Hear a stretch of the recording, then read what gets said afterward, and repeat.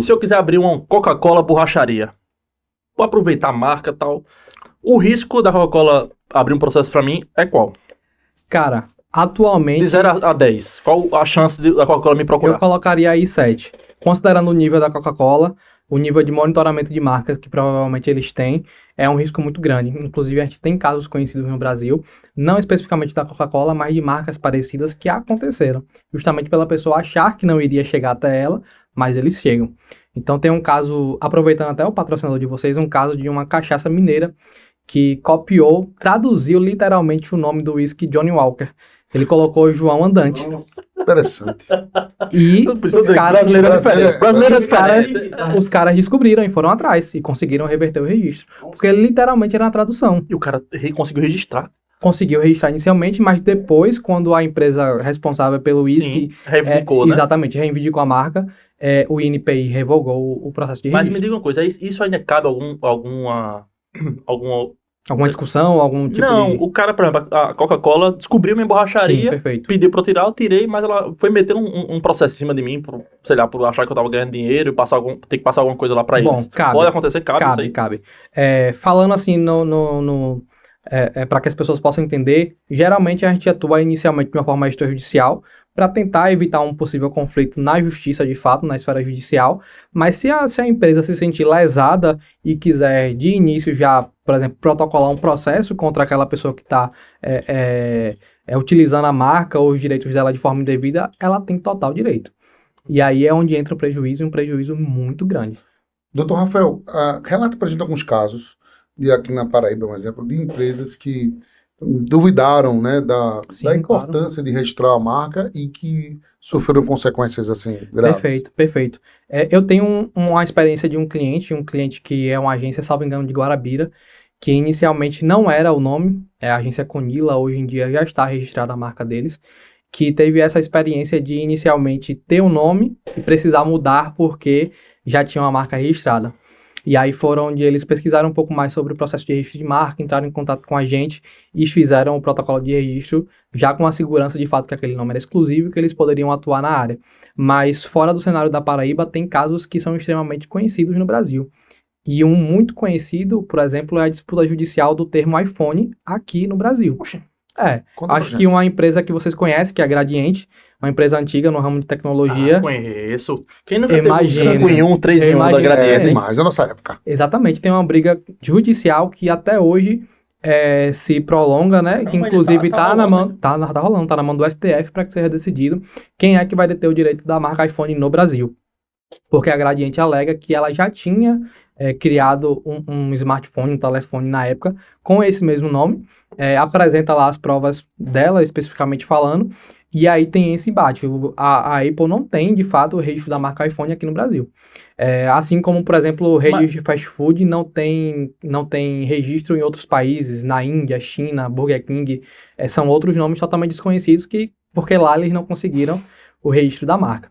Então acontece muito dessas brigas judiciais, justamente pelo fato do desconhecimento das pessoas, né? Fora, obviamente, dessas grandes empresas que tem ali uma assessoria jurídica geralmente cuidando, e ainda assim acontece com elas, imagina com quem é leigo, quem está começando com o seu negócio, o prejuízo que não pode sofrer de fato. Né? Me diga uma coisa, você falou uma coisa que foi martelando na minha cabeça aqui, foi que a Coca-Cola, ela deve ter algum esquema, alguma forma de ficar monitorando as coisas. Claro. Como é que funciona isso? Bom, geralmente a gente monitora pela abertura de novos CNPJs, e isso hoje em dia tem sistemas, inteligência artificial que faz de forma automática para as empresas. Rede social também é um campo de busca muito grande. O próprio INPI e os órgãos correspondentes fora do Brasil. Tem outros para o Existe. Cada país tem ali o seu órgão competente para que faça o registro da marca, de patente, etc. Então, através desses órgãos que geralmente são públicos, como aqui no Brasil as pessoas conseguem também ter acesso ao banco de dados para saber quem tentou depositar uma marca parecida ou igual. E aí, através desses meios, as pessoas vão fazendo monitoramento. Outra dúvida. Sobrenome. Escritório da advocacia, você como advogado. Perfeito. Fonseca Escritórios Associados. Perfeito. Como é que se contorna essa questão com sobrenome e nome também. Sim, claro. O advogado, o cara bota o nome de fantasia, né? Sim, Jurídico, isso. tal. Como é que é essas... Tem um caso muito famoso com nome e sobrenome, que é o do cantor Roberto Carlos. Quando a gente estava conversando no nosso primeiro encontro, você até Interessante. citou esse caso. Lá no Litoral Sul. né? Exatamente, É, porque lá- é um caso muito famoso. O Roberto Carlos, um cantor conhecido não só no país, mas fora daqui. Mas um tinha corretor de tinha um cara aqui imóveis. que era muito mais conhecido. Exatamente, um corretor de Vendia imóveis muito que se chamava imóveis também Roberto Carlos, queria registrar a marca dele. O homônimo. E aí, Exato. o que acontece? Nesse caso, como se trata do nome da pessoa, existe a exceção da pessoa Então, conseguir. os dois têm Exatamente. Com todo direito. Ele no Exatamente. ramo imobiliário e o Roberto Exatamente. emocionando, né, as Exatamente. famílias, né? E Porque não, nesse caso não tem como a pessoa abrir mão do nome dela, é o nome que ela, é o nome próprio eu dela. sou Roberto Carlos também. Isso, né? você conseguindo comprovar documentalmente falando Ah, que o você se registro da identifica, cidade. exatamente. Exatamente, porque tem pessoas que tentam registrar nomes como marca que não são o nome delas. Por exemplo, homenagens, faculdades que são muito comuns, colégios também. Escola Monteiro Lobato, Escola Universidade Rui Barbosa. São nomes e Rapaz, sobrenome, eu vou contar uma história de um mas esporte não são o depois. nome próprio delas. Então, se ela não tiver autorização de quem utiliza aquele nome num documento de fato, ela não vai conseguir registrar. E esses advogados, tem que registrar a marca também? João Tem que Gabriel, registrar, acho tem que João Gabriel registrar. tem muito, né? Exato. Escritórios associados. João, meu Tem amigo, que é o registrar. nome. Tem que registrar? Tem que registrar. Tem a classe específica de serviços jurídicos no NPI e é necessário registrar. E se tiver um outro João Gabriel, pode ser representado. Vai acabar exatamente O fake atuando. se dá mal. O fake Exato. Se dá mal. Exato. O que chegar depois. E o Nesse JG3? caso- JG3 também é outra empresa que Nesse- tem muitos rendimentos. Exato.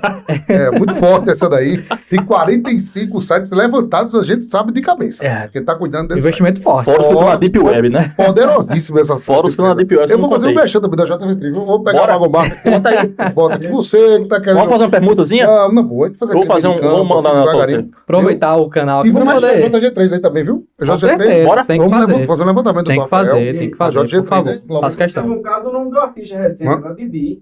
Sim, perfeito. Inclusive, Boa. foi um tema que a gente Só tratou. Foi um tema que a gente tratou no próprio Instagram da Patronos falando sobre isso. Onde o registro da marca Didi, onde ele, exatamente, ele comercializava produtos e alguns serviços através da marca Didi, e o registro de toda a marca, ele vence. Ele tem um prazo de expiração, que é um prazo de 10 anos. Eita. Então, se você não... Ele não tem limite de renovações, você pode sempre se manter renovando e se manter titular da marca, mas se você não renova, o processo vai ser arquivado e você deixa de ser titular daquela marca. Aconteceu com o Didi em uma classe específica de atuação, onde ele comercializava determinados produtos.